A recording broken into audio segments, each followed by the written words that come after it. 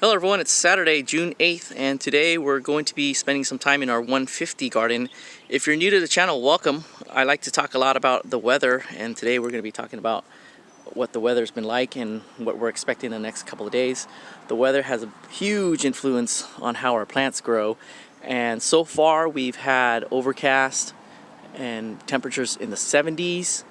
Things have been growing pretty good, except the corn has been very odd with how it hasn't made pollen. So this is a strawberry popcorn.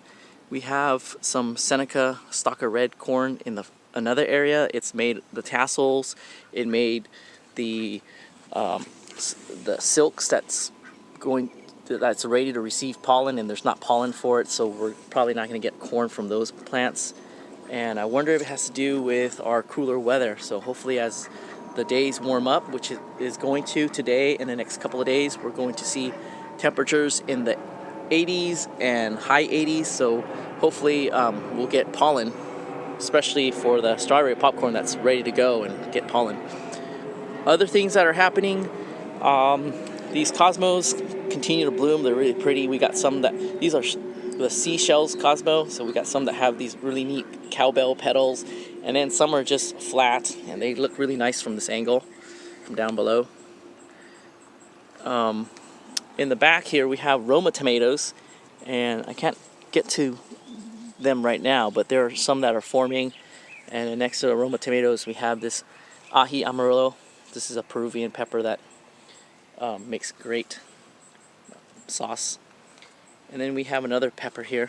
This is a bell pepper. This is a rainbow bell pepper, and we're going to let it ripen and see what color it turns. You're going to see a lot of little tiny French marigold plants planted around, and the hope is to allow them to grow and bloom, add some color to the bed, but also, here's some more. Also, they're supposed to attract root knot nematodes. So the idea is to let them grow, see them flower, and save their seeds, which you can just pull out like this. You have a bunch of marigold seeds to sow once again. We'll just throw them down there. And later on we'll chop the plant, compost it, pull the roots out, and throw the roots away actually, because that's where the nematodes are supposed to be. And hopefully we'll get rid of some that way. This is an Anaheim pepper, and this is a hatch pepper. They really love heat, so with our heat coming on, I think we're going to get some really good peppers this year. We got a lot of buds on these plants. And if you're wondering, this is one that we cut down so that it can make lateral branches. We don't do that to too many of our pepper plants, only just a few. We left these Aleppo peppers alone.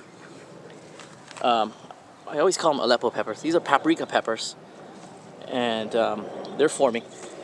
And over here we have our Cherokee eagle corn, and it's pretty tall now.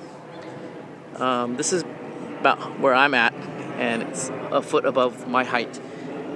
I had a question about what we've been feeding our corn. The short answer is fish emulsion, and I've been upping the amount of fertilizer from the previous year. I don't want to use too much, so it looks like we have a good amount in the ground for them. Did a couple feedings, maybe 3, and I think we can cut one out because they look really big. So next time we'll do 2 feedings instead of 3. We also have our tomato plants here. And then this is a Pasilla Bajío.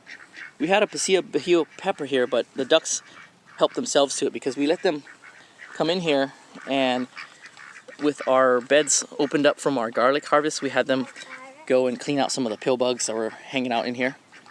And we have our Roma tomato succession plants. So we have 6 plants in this bed.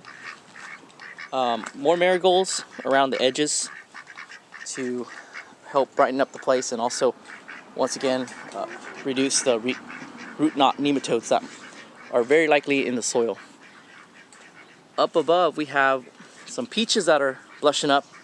This is a low chill variety. This is a California peach, variety, and we're growing them in a I'm sorry, this is a high chill variety, and we're growing them in a low chill zone in a warmer climate. So this is an illustration for you about one of the technicalities of growing a high chill and a low chill area is that they will ripen more quickly in the warm climates. So that means you may not get your large peaches. So they got to a pretty good size, and with the impending heat, they may just ripen and not get too big. So here is the contrast. This is a low chill variety, and you grow this one in a warm area like in your deserts. And this is one that is still green, and it will continue to grow and get big before it ripens. So this one is a mid-pride peach, and the other one up there is a early Alberta. So Grant's over there smelling the flowers, and we still have our poppies that are still in bloom, and they make these pretty pods now. Look at that picture. That's a great series of poppies. Yeah, someone can make some really cool modern art sculptures out of this thing. That would be cool. Different tiers and depth. Anyways, that's going to be our tour for today of the 150 garden. We're expecting it to be normal June weather now, in the 80s with a lot of sun. So we should be seeing a lot of big peppers, and hopefully our corn will start to tassel and we'll get corn from our corn patch and see more of the marigolds in bloom. So until the next video, thanks always for coming out and visiting with us, and we'll see you in the next one. Happy gardening. Have a wonderful day.